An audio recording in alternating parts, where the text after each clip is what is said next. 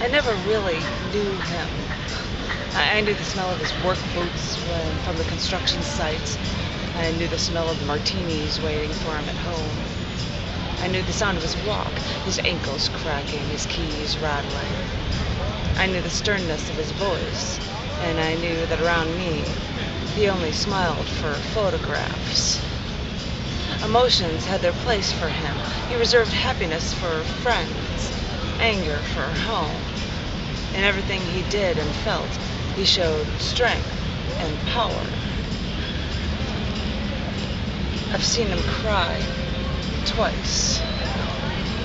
Once, he cut his hand with a saw. I saw fabric 4 inches thick, soaked with blood around his hand. I saw the drops of blood on the car seat.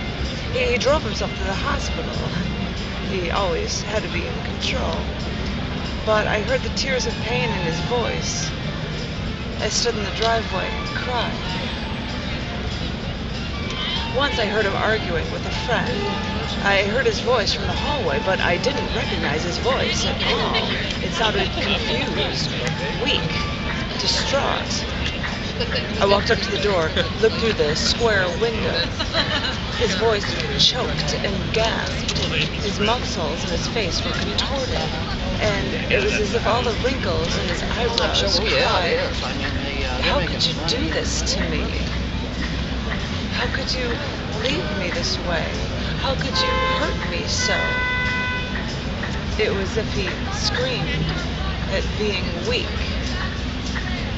I moved away from the door before he could see me, but I still heard his voice. I had to run outside. I think I didn't want to believe that he was human.